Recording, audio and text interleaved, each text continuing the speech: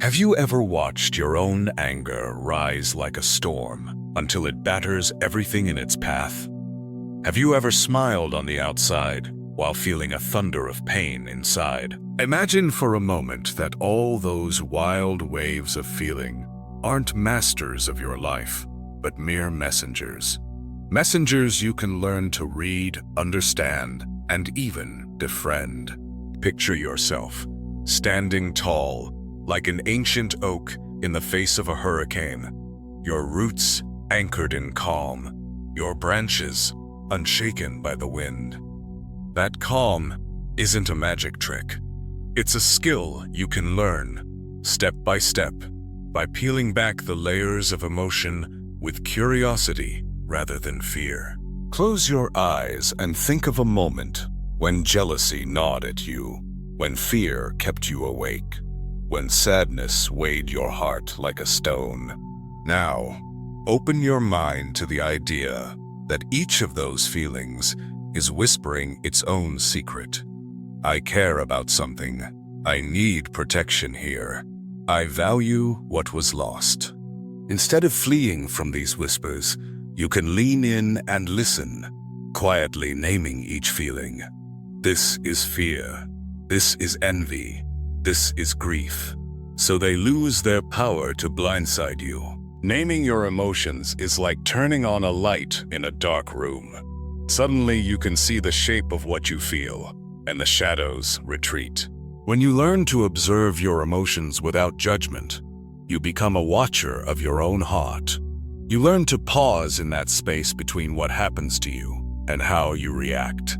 That gap, as one wise soul once said, is your power.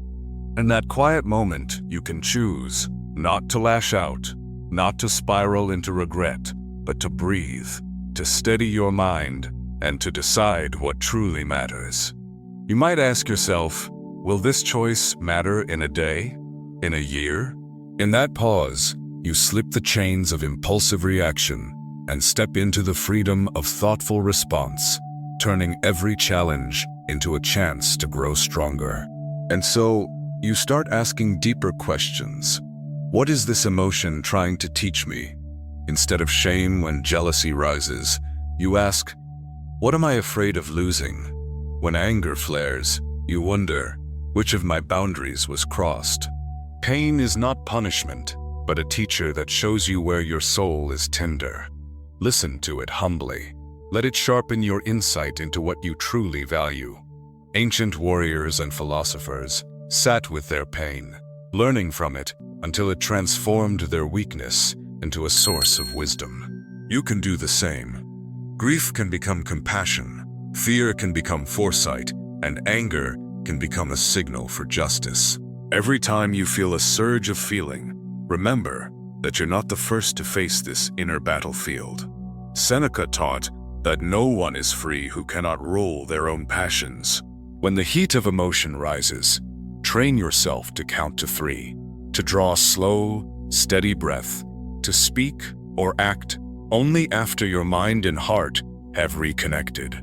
This small discipline is like steel forging in the fire.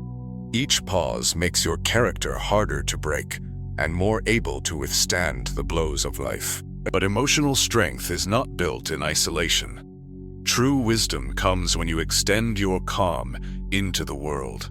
Let your practice of pause and reflection open your heart to others.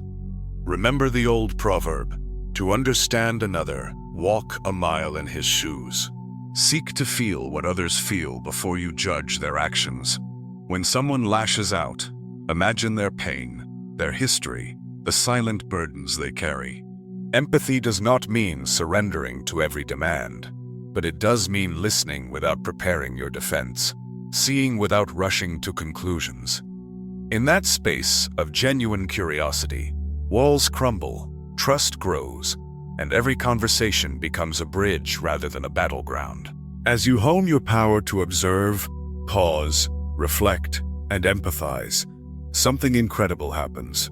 Your emotional pain becomes fuel for growth.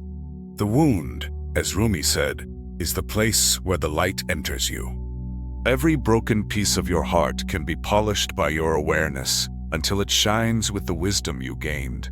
Instead of hiding your scars, you learn to hold them with dignity, to tell your story, not as a victim, but as a survivor. You turn your hardship into a beacon that guides others out of their darkness. Because true intelligence is measured not by what you avoid feeling, but by how you use what you feel to lift yourself and others higher. Over time, you will learn to choose peace over control. You will see that trying to master every outcome, to hold every person in your desired place, is like trying to hold water in your hand. It slips away, and you are left frustrated. Instead, focus on what you can change: your own thoughts, your own actions, your own words. Let go of what you cannot control. When someone walks away, let them go with love. When plans crumble, bend like bamboo in the wind, rather than breaking. When others criticize, hold your peace instead of defending your pride.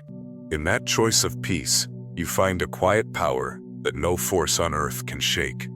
Imagine yourself 6 months from now, still feeling the pull of emotion as strongly as today, but now equipped with the tools to meet it. You notice the first flicker of anger, and you pause.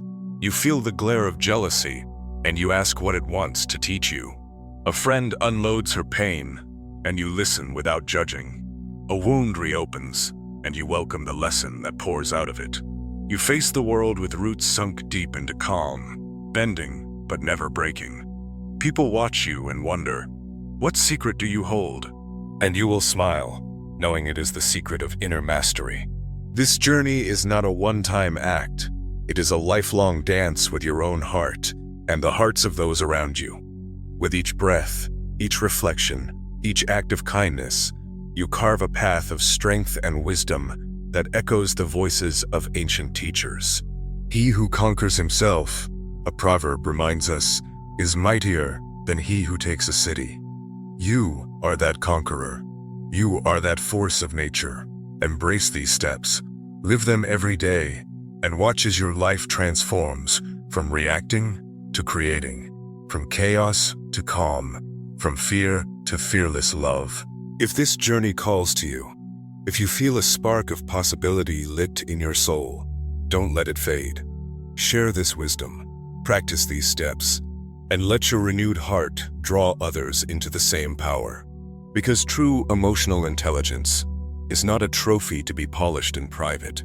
It is a fire to be passed hand to hand, lighting the way for everyone who dares to seek it. So go forth, watch your mind, train your heart, and rise into the calm eye of your inner storm, where the real battle is won and where your greatest strength awaits.